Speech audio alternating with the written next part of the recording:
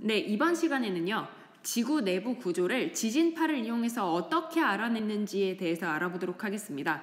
우리도 잘 아는 것처럼 지구 내부는 층상 구조를 이루고 있습니다. 자, 제일 위에 있는 층이 뭡니까? 그렇죠. 여러분이 잘 알고 있는 것처럼 제일 위가 지각, 그 밑이 멘틀, 그 아래 외핵, 제일 아래 내핵 이런 식으로 지구는 층상 구조를 이루고 있습니다. 그런데 지진파의 속도를 가지고 지구 내부의 구조를 우리가 밝혀낸 거거든요. 그래서 왼쪽의 그림을 한번 보시면 지난 시간에 S파 같은 경우에는 고체 상태만 통과할 수 있다고 했죠. 그래서 지진파의 속도를 보시면 외핵에서는 외핵이 액체로 되어 있기 때문에 S파의 속력이 멘틀까지만 나타나고 외핵에서는 나타나지 않는 것을 보일 수가 있습니다. 그리고 P파의 속력을 보시면 외핵 구간을 들어가게 되면 현저하게 속력이 떨어졌다가 다시 밑으로 갈수록 증가하는 것을 알 수가 있죠. 그 외에도 지진파의 속력이 깊이가 깊어지면 깊어질수록 조금 더 단단한 암석 쪽으로 가게 되면 속력이 증가한다거나 그런 특징을 보이기 때문에 우리가 지구 내부 구조를 파악을 할 수가 있게 되는 겁니다. 가장 먼저 발견한 것이 이제 멘틀의 존재인데요. 이 멘틀과 지각을 나누는 이 경계면을 뭐라고 이야기하냐면 모로비치치라는 사람이 발견했다고 해서 이 경계면을 모로비치치 불연속면이라고 하고 이게 너무 기니까 줄여서 모호면이라고도 합니다. 그런데 이 모로비치치라는 사람이 모호면의 존재를 어떻게 발견했냐면 이 부근에 관측소가 있다고 이렇게 가정을 해볼게요. 그런데 이쪽에서 지진이 발생을 한 겁니다. 그랬을 때 이렇게 지각을 타고 지각만 통과해서 도달한 지진파가 존재하겠고요. 그 다음에 아래쪽에 밑을 뚫고 이렇게 온 지진파가 존재를 하겠죠. 당연히 거리상으로 생각을 해봐도 이 빨간색 선을 따라서 온, 그러니까 즉 지각을 통과해서 온 애가 거리가 더 짧기 때문에 훨씬 더 빨리 도달해야 되는데 측정을 해보니까 밑을 통과해서 갔다 온 지진파가 먼저 관측소에 도달을 했다는 겁니다. 그것을 통해서 모로비치치는 뭐라고 생각을 했냐면 지각 밑에 또 다른 물질로 이루어진 층이 존재하는구나. 그런데 지각보다 훨씬 더 단단하고 밀도가 크기 때문에 여기를 통과해서 온 지진파는 속력이 더 빨라서 지각을 통과한 애보다 훨씬 더 먼저 도착하는구나 라고 생각을 할 수 있었던 거죠. 이를 통해 멘틀이라는 존재를 알게 되었고요. 이 지각과 그 다음에 멘틀 사이를 가르는 경계면을 모호면이라고 이름 붙이게 된 것입니다. 두 번째로 구텐베르크 불연속면에 대해서 설명하기에 앞서서 지진파를 보시면 이렇게 직선으로 이렇게 쭉 가는 것이 아니라 약간 굴곡지게 곡선을 따라서 이동하는 것을 볼 수가 있습니다. 이게 먼저 왜 이런지부터 한번 설명하고 넘어가도록 할게요. 기본적으로 파동은 밑에 좀 더 밀도가 크고 단단한 물질이 밑에 있게 되면 파동이 진행을 할 때 이런 식으로 오다가 단단한 곳을 만나게 되면 이렇게 안쪽으로 휘어서 진행을 하게 됩니다. 반대로 아래쪽이 밀도가 조금 더 작고 그 다음에 연한 부분을 지나가게 된다고 한다면 지진파가 진행을 할 때요. 이렇게 쭉 오다가 이 경계면에서 안쪽으로 꺾여서 이런 식으로 진행을 하게 됩니다.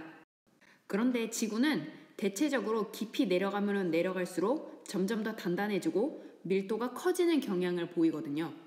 그러다 보니까 이를 통과하는 지진파가 처음에는 이렇게 출발했더라도 이게 밑에가 더 단단한 층을 지나가게 되면 약간 꺾여서 이런 식으로 움직이게 되고 그 다음 층에서는 이렇게 움직이게 되고 그 다음 층에서는 더 꺾여서 움직이게 되고 언젠가는 위로 다시 튕겨져서 위로 올라가는 형태가 이루어지게 됩니다.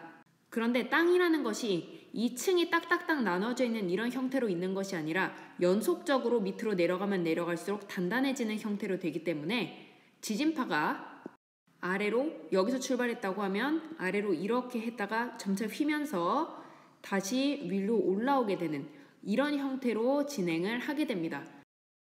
그래서 기본적으로 지진파가 진행을 할 때 이렇게 곡선의 형태로 진행한다고 우리가 생각해 볼 수가 있겠고요. 이러한 사실을 바탕으로 해서 구텐베르크라는 사람은 핵의 존재를 처음으로 이렇게 암시를 하게 됩니다.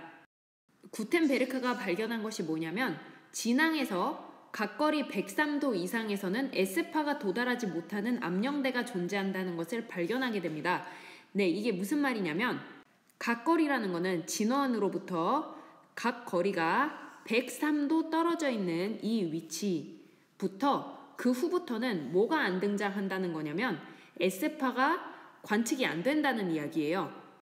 그림에서 보시면 P파와 S파가 103도에 도달하기 전까지는 이런 데는 전부 다 P파와 S파가 모두 다 도달을 한다는 겁니다. 그런데 이상하게 103도 넘어가서부터는 여기서 보면 지금 P파만 있고 S파를 찾아볼 수가 없죠.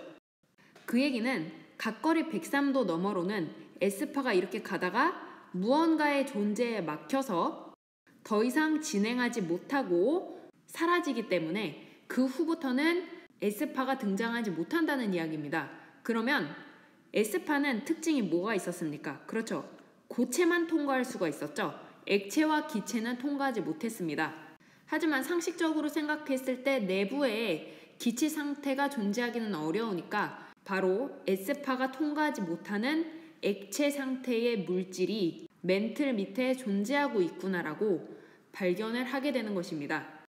이렇게 S파가 도달하지 못하는 영역, 103도 이상부터 180도까지의 이 영역을 뭐라고 이야기하냐면 S파의 암령대라고 이야기합니다.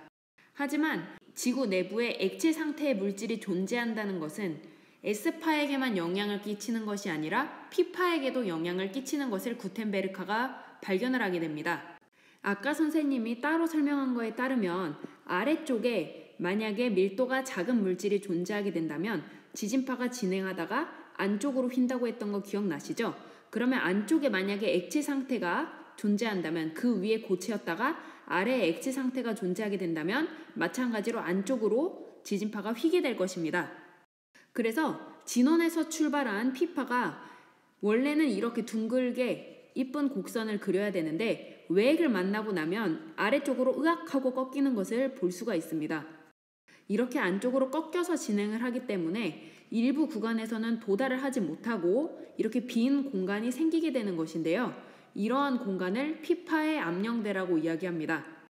만약에 멘틀처럼 밑으로 갈수록 계속해서 밀도가 증가하고 단단한 형태였다면 지진파가 그냥 외핵을 통과해서 이렇게 진행해서 P파의 암령대가 존재하지 않겠지만 잘 가다가 살짝 꺾이는 부분이 이렇게 존재하기 때문에 이러한 공간에 의해서 빈 공간이 나타나게 되는 것입니다. 이렇게 P파가 도달하지 못하는 공간이 약 103도에서 143도 정도가 됩니다. 이러한 P파가 도달하지 못하는 영역을 P파의 암령대라고 이야기합니다. 이를 발견하면서 구텐베르크는 멘틀 아래에 액체 상태의 핵이 존재한다는 것을 발견하게 되었고요. 멘틀과 외핵의 경계면을 이러한 사실을 발견한 과학자의 이름을 따서 구텐베르크 불연속면이라고 부르게 되었습니다. 마지막으로 레만이라는 사람이 외핵 아래에 고체 상태의 핵이 존재한다는 것을 밝혀내게 되었는데요. 그것은 바로 P파 암령대의 특정 지역에서 약한 P파를 이 레만이라는 사람이 관측을 하게 되면서 이런 내핵의 존재를 이렇게 세상에 밝힐 수가 있게 된 것입니다. 원래는 지진파가 외핵을 만나게 되면 이제 P파가 외핵을 만나게 되면 안쪽으로 휘게 되면서 안쪽으로 휘어서 이렇게 P파의 암령대가 존재하게 되는 거라고 설명을 했었는데요. 그보다 더 아래쪽에 내핵이라는 단단한 고체 물질이 존재하다 보니까 진원에서 출발한 지진파가 내핵을 만나게 되면은 안쪽으로 급격하게 휘게 만들어주면서 원래는 P파가 도달하지 못하는 영역으로 지진파가 도달할 수 있게끔 이렇게 휘게 만들어준다는 것이죠. 이 위치가 약 110도 정도 되는데요. 이렇게 원래는 103도에서 143도 사이에는 나타나지 않아야 되는 P파가 약하게 나타난다는 것을 관측을 하고 P파가 핵을 통과하는 동안 P파의 속도가 크게 증가하는 경계면의 존재가 존재하겠구나라고 생각을 하게 됩니다. P파의 속도가 크게 증가한다는 이야기는 안쪽에 있는 핵이 단단한 상태, 즉 고체 상태의 핵이 존재한다는 점을 시사하는 거죠. 그래서 액체로 되어 있는 외핵 안에 고체로 되어 있는 내핵이 존재한다는 것을 레만이라는 사람이 발견을 하게 되었고 이렇게 외핵과 내핵 사이의 경계면의 이름을 레만 불연속면이라고 이야기합니다.